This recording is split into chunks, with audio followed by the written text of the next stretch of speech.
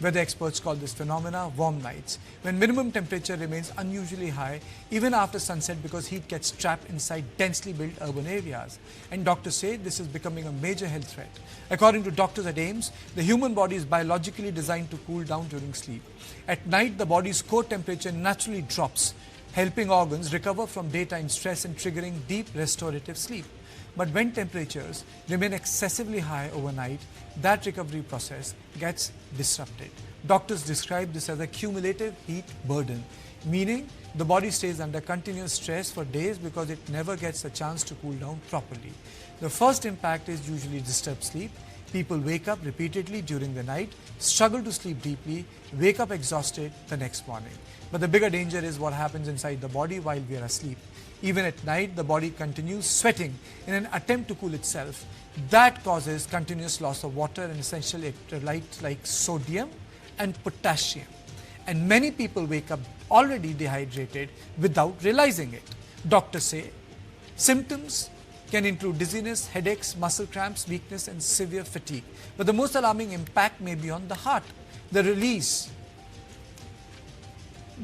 imperative to release excess heat, the body pushes more blood towards the skin, surface, and that forces the heart to work harder, even during sleep.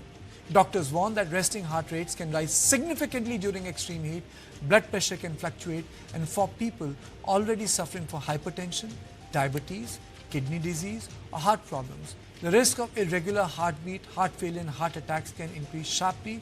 Children and elderly are considered especially vulnerable because their bodies are less efficient at regulating temperature. I'm joined by Dr. Sudhir Krishna, former Secretary Urban Development, Government of India, and Kartiki Negi, lead climate impact and science from climate trends. And subsequently, I'll be joined by Dr. Sanjeev Gera, Director and Head Interventional Cardiology, Fortis Hospital. But let me straight away go to Dr. Sudhir Krishna. Sir, we'll come back to the issue of, getting heart distress. But this is also being caused by cities becoming heat islands. Didn't we plan for it, sir? Well, it's a very important subject and I'm happy you have taken it up. And I think urban planning is a crucial requirement for tackling the challenge of climate change, which is sometimes heavy flooding, heavy rains, and at times huge high temperature which is not subsiding. So I think what we require is a good planning where there is a lot of emphasis on water bodies on one hand and urban greens also.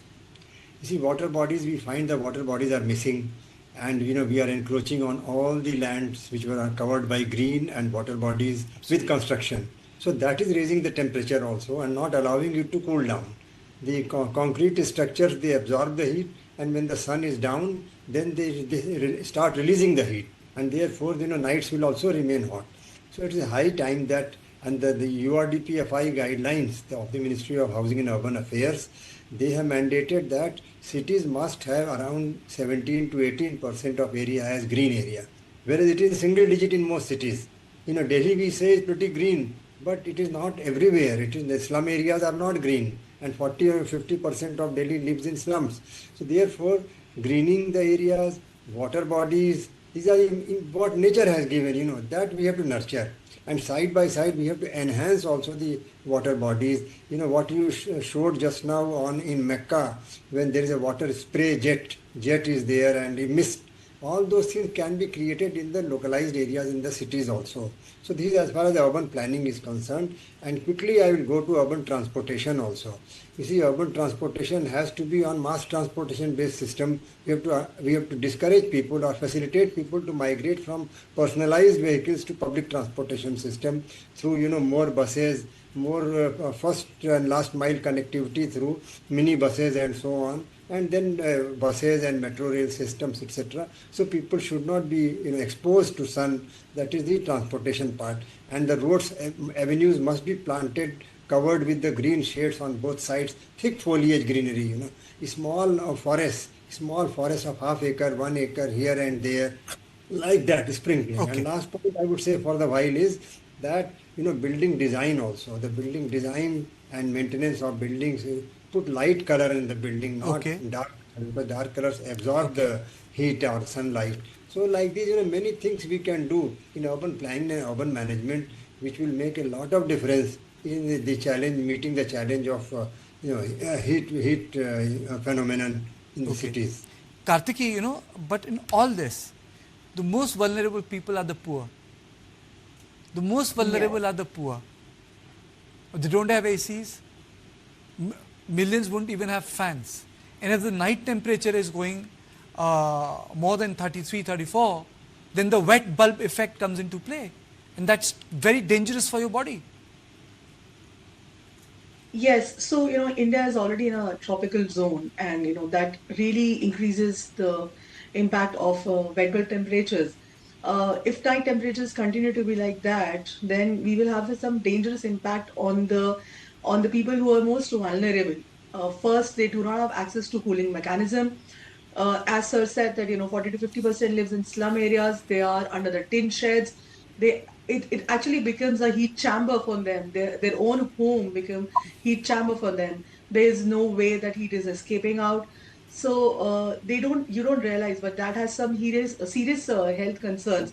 It's not somebody would feel fatigue, somebody would feel heat stroke, somebody would feel, but there can be. It's not just the physical impacts. There could be mental impacts of it as well. So we need to see, there has already been a rise of around 0.21 degrees Celsius between 2010 to 2024 in the nighttime temperatures, and they are increasing. It is increasing at the rate of urbanization is increasing, and with this urbanization increasing, we are experiencing more amount of. My issue is that there is no conversation. लोगों को लगता है कि लू से बच जाएंगे तो बच जाएंगे. But the entire Dr. Sanjeev Gera is with us. Sir, can you just break it down for our viewers? Why high night temperature can be dangerous for your body? How is it dangerous for your body? And what can be done about it? So basically, when we talk about when there is too much of heat, like these days we are battling very high nights, high heat at nights. So what happens? The cooling mechanism is basically through radiation. So whenever there is very high heat, the temperature, the high temperature actually it gets dissipated through our skin. The blood vessels dilate. So at that particular moment when the blood vessels are dilating, we have much wider area to get the heat radiated outside to the environment. But when your temperature, the outside temperature goes above 24 degrees centigrade, or every 2 degrees centigrade rise in temperature actually causes our heart to work around 30% more harder. So there is more stress on the heart, around 30 to 40% more stress on the heart. So our heart rate goes up, the BP goes down, and when there is humidity also, and if especially you are sweating, there is loss of electrolytes. So already those patients who are already on heart medicines to lower BP, to lower heart rates, like heart failure patients, or those who have got blockages in arteries, in the leg arteries, so they won't be able to actually cope up with this stress. And that is why there is loss of heart rate variability, fall in BP, arrhythmias, rhythm disorders, then heart attacks sometimes. So that is how actually it is very dangerous to our body, because it is actually heart which is working hard during higher temperatures. So, do you think that if high temperatures with humidity is more dangerous rather than just Yes. high dry temperature? No. I mean, higher temperatures with humidity, it is more dangerous because then you are sweating, and especially when humidity goes above 75, then it is more dangerous. And there is Why? loss of Can you just break it down for our potassium. viewers? Why? Yeah. So there is electrolyte loss. You lose a lot of water. You become dehydrated. Then there is loss of potassium, loss of magnesium, other important minerals, which can actually cause disbalance in your every electrolyte channel mechanism. So that can cause rhythm disorders, low BP, and especially when you are not able to sleep, then a lot of rhythm disturbances in heart attacks, heart failure. So many things can happen. And anyone who has already got a heart disease in hot and humid weather, he is more prone for all these disturbances. Okay. Okay. Dr. Krishna, there are things which are under control and there are things which are not under our control. For example, climate change in long run is very difficult to control because entire other countries are involved. But what can we do within India in terms of building cities which can be body friendly, poor friendly? What can be done? Straight away, without much cost, a lot of increase in the green patches can be done. It won't cost much. The benefits will be far, far more, because trees not only trap heat, they also trap dust also. Trees are great, and they encourage precipitation of water also. So therefore, I think, but only the species is very important. Normally, if you see in the cities, very light species are there, but not much of foliage. I think there's some rush to show that area is green in on paper. I think a high time it is to make the cities really green. Both sides of the avenues, streets, they must be put with dense green, and also as a park, etc. Parks don't have much of green foliage. Only they are having lawn, grass, and then it has got some flowers, generally speaking. So there should be thick, some part of the park should be having thick green patches. It should be norm. I mean, earlier we used to have a forestation drive, national level. Now it is being done in a very sporadic manner here and there. I think it should be a national mission to make cities green. Urban greenery should be a national mission, and citizens should also be involved. That is one side, I would say. And second thing is these water bodies, flowing water, streams, they have all vanished. Hardly any city has got. Even Hyderabad, Musi River, or even Mithi River in Mumbai, all rivers are vanishing. And we are paying price, because river is not just the river, there are tributaries also, nalas here and there, which we call nala, it is tributary only.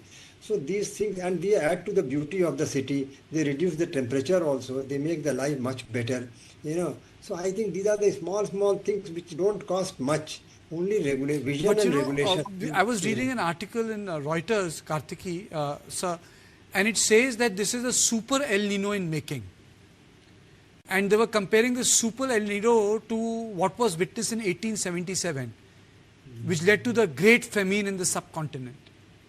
We are going to have such a dry time, and then how are we going to cope with it?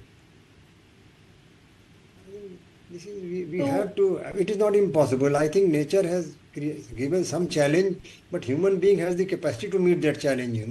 So I think it is worthwhile. And when we go to slum areas, there we can't be doing much of greening, because it is possible to some, but they are already in a haphazard stage of development. And so there more shelters are required, heat shelters where people can, and some, Okay. ORS, free ORS distribution kind of thing, where Okay. outdoor workers, the workers who are street vendors or construction workers, their life is really under serious challenge, because they cannot stop working. Every day is their earning day for them. So Okay. a lot of So attention let has me to take a be quick comment from Kartiki. Quick comment from you, Kartiki.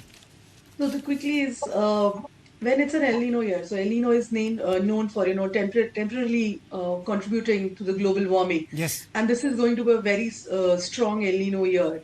So we would see temperatures, and in this case, only the cooling mechanisms have to be increased. As I said, that people living in, we need to come out with some of the health assistance to them, not just for the daytime. Also need to come out with different solutions on, which are helpful to them even in the night, especially for the vulnerable ones, for the slum people. They live in a very small area and it is divided by lot many people, but we have to come out with some of the health strategies that could help them out. They should be in better access of health amenities. If they're feeling so, then there should be more health centers. There should be more watering around, cooling, some cool roofs. Something has to be introduced like this.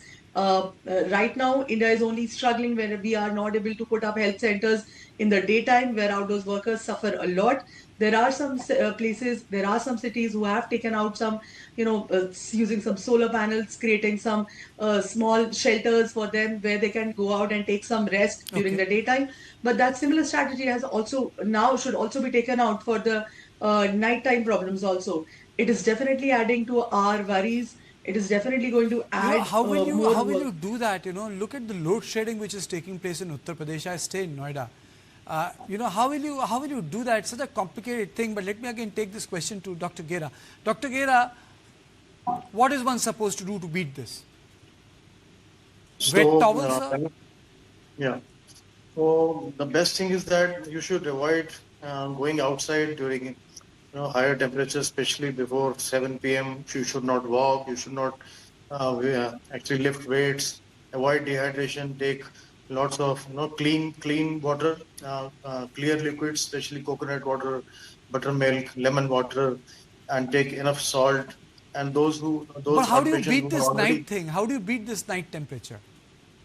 no, you basically if you have AC, then you have to keep your room temperature between 24, 25, and better is to keep between 23 to 25. But those who have not got ACs, because the fans actually they blow dry air, that could be more dangerous. So it is better that you keep wet towels, take frequent showers, and wear light clothes, and have enough of water, and that is how actually we can manage beat this heat. But the best thing is that if you don't have AC, so it is better that you actually before sleep you should have one or two showers with cold water, take enough of cold water, and keep yourself hydrated. Avoid exercising too much and eat light. You should not eat heavy, because once you eat heavy meal, and especially dinner, then what happens? The heart has to pump more blood to your intestines, and it will not be able to dissipate heat. That will actually make things worse. So these are the few clues or points which we can actually And beat the heat. drinking water, is that helpful? Not everyone is Yeah, going to have definitely. iced water. Not everyone has Yeah. that luxury. Poor people. No, look, it's not that very costly actually these days. Ice water is available, but yes, good, clear, thin liquids actually. It should not be hot at least, Okay. because it should be a bit,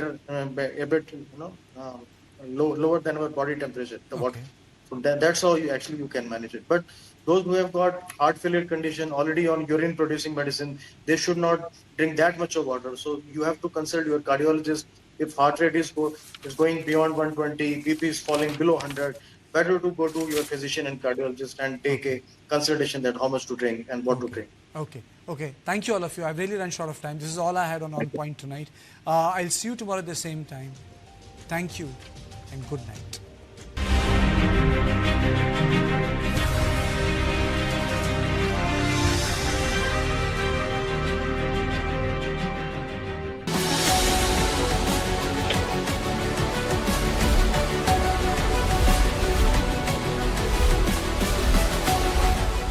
Why has Iran stopped the traffic in the Strait of Hormuz? They want to attack us, they want to target us, so we have to defend ourselves.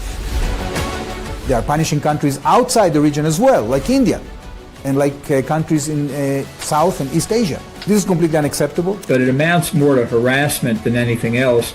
The big problem that they've created now is the closure of the strait. Ultimately, the main purpose of this exercise is, frankly, to prevent